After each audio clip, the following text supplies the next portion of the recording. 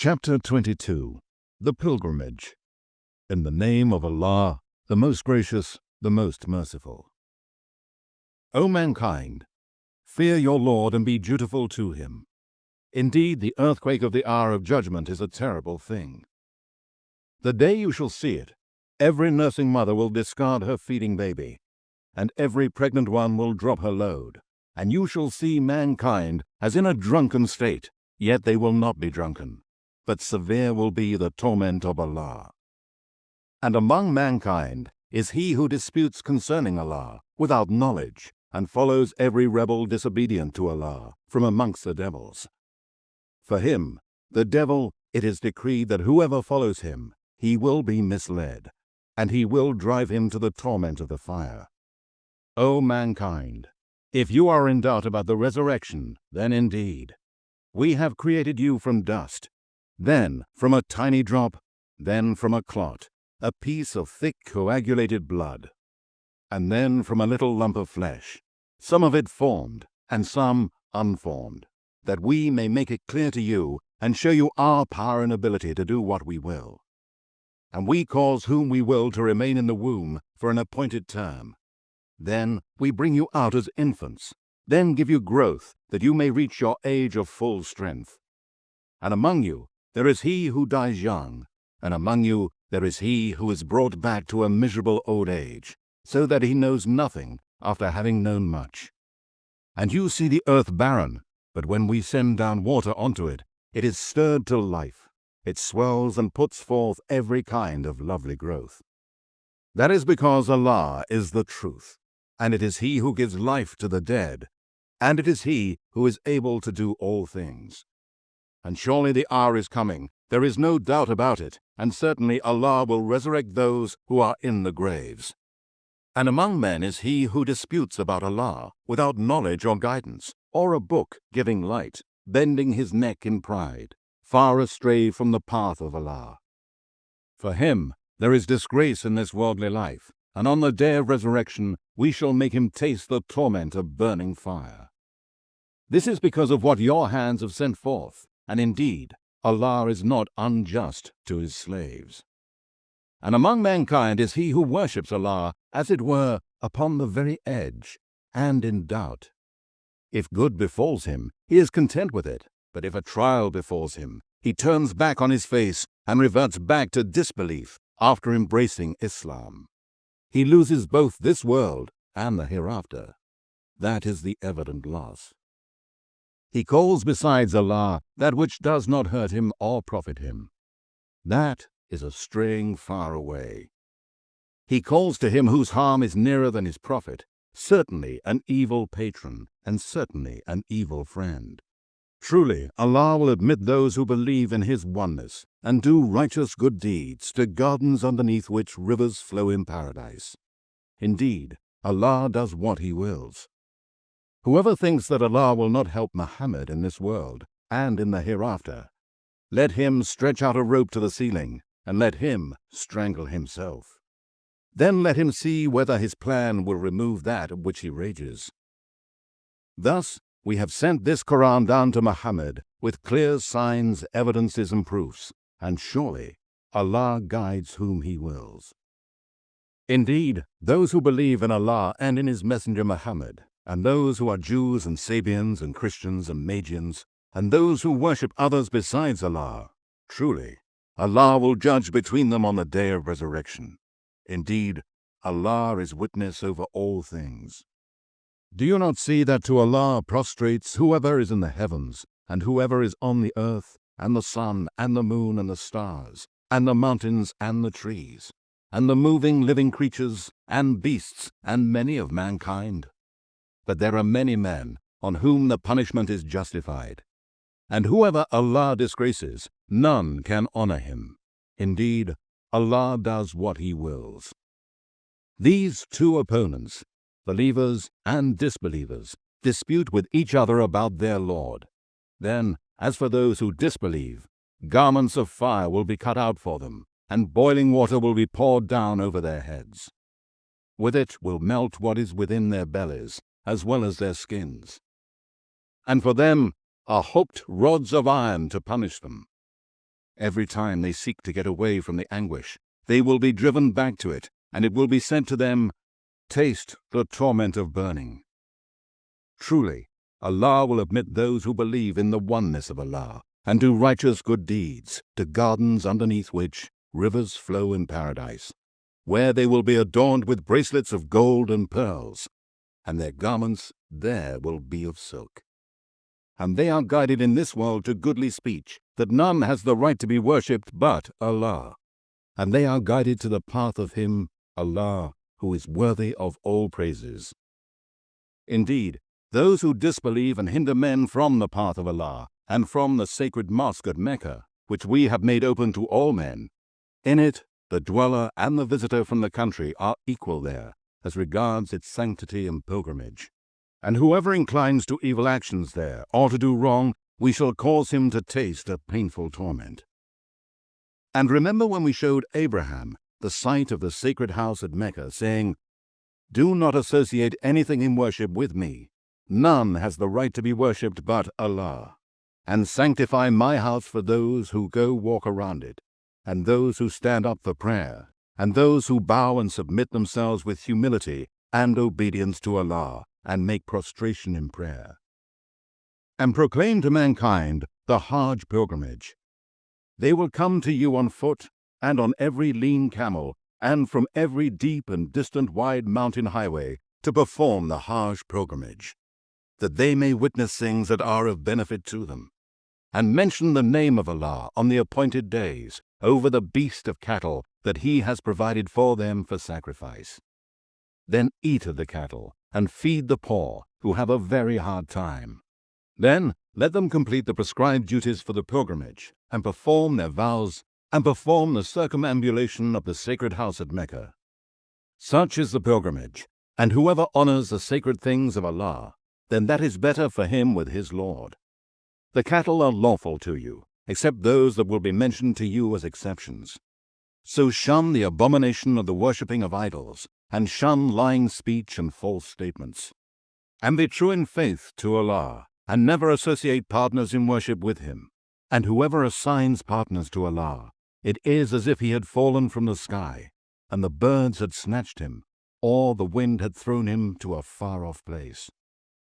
Thus, it is an obligation that mankind owes to Allah, and whosoever honors the symbols of Allah, then it is truly from the piety of the heart.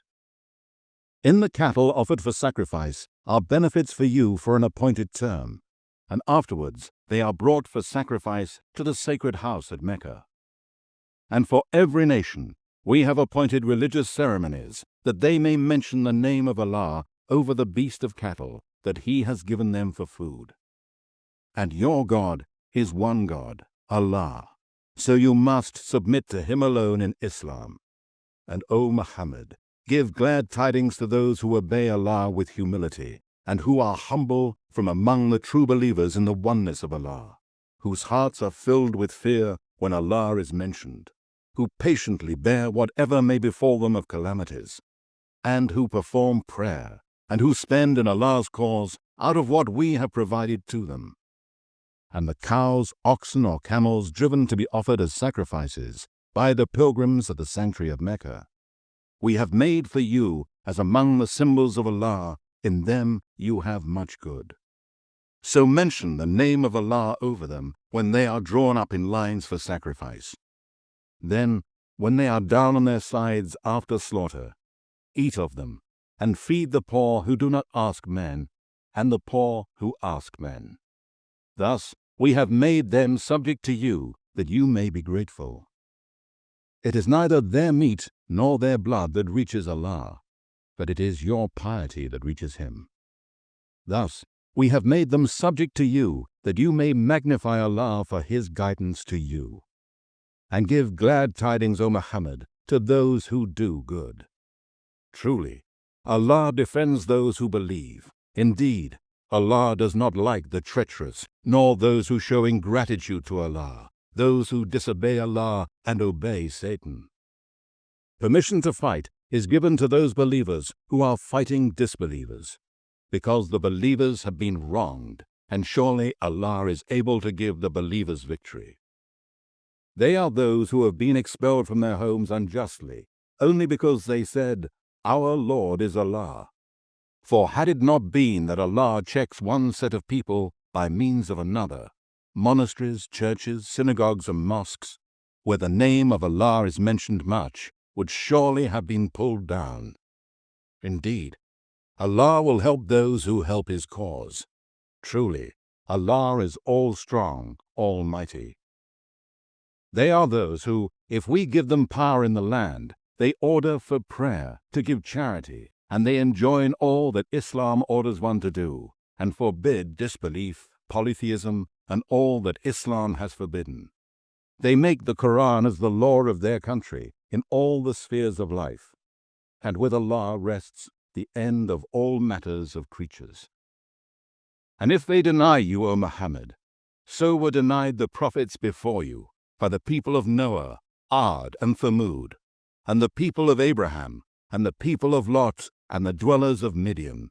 And Moses was denied, but I granted respite to the disbelievers for a while. Then I seized them, and how terrible was my punishment against their wrongdoing.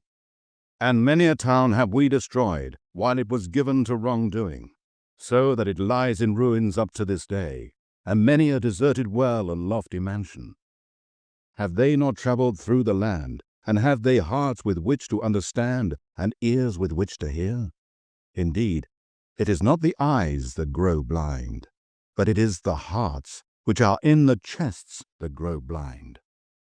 And they ask you to hasten on the torment, and Allah does not fail in His promise, and indeed, a day with your Lord is as 1,000 years of what you reckon. And many a town did I give respite to while it was given to wrongdoing. Then, in the end, I seized it with punishment, and to me is the final return of all. Say, O Muhammad, O mankind, I am sent to you only as a plain warner. So those who believe in the oneness of Allah and do righteous good deeds, for them is forgiveness and a generous provision in paradise. But those who strive against our proofs, signs, and revelations, to frustrate and obstruct them, they will be dwellers of the hellfire. Never did we send a messenger or a prophet before you, but when he recited the revelation, or narrated or spoke, Satan threw some falsehood in it. But Allah abolishes that which Satan throws in. Then Allah establishes His revelations, and Allah is all-knower, all-wise, that He, Allah, may make what is thrown in by Satan a trial for those in whose hearts is a disease of hypocrisy and disbelief, and whose hearts are hardened. And certainly, the polytheists and wrongdoers are in opposition and far off from the truth, from Allah's messenger and the believers. And that those who have been given knowledge may know that it, this Quran, is the truth from your Lord, and that they may believe in it, and their hearts may submit to it with humility. And indeed, Allah is the guide of those who believe to the straight path. And those who disbelieve will not cease to be in doubt about this Quran until the hour comes suddenly upon them, or there comes to them the torment of the day of resurrection, after which there will be no night. The sovereignty on that day will be that of Allah. He will judge between them. So those who believed in the oneness of Allah and did righteous good deeds will be in gardens of delight in paradise. And those who disbelieved and denied our verses in this Quran, for them will be a humiliating torment in hell. Those who emigrated in the cause of Allah and afterwards were killed or died, surely Allah will provide a good provision for them. And indeed, it is Allah who is the best of those who make provision. Truly, He will admit them to an entrance with which they shall be well pleased, and Allah is all-knowing, most forbearing. That is so. And whoever has retaliated with the like of that which he was made to suffer, and then has again been wronged, Allah will surely help him. Indeed, Allah is oft pardoning, oft forgiving. That is because Allah merges the night into the day, and He merges the day into the night, and Allah is all-hearer, all-seer. That is because Allah is the truth, the only true God of all that exists, who has no partners or rivals with Him, and whatever the polytheists invoke besides Him, it is falsehood. And indeed, Allah is the Most High, the Most Great.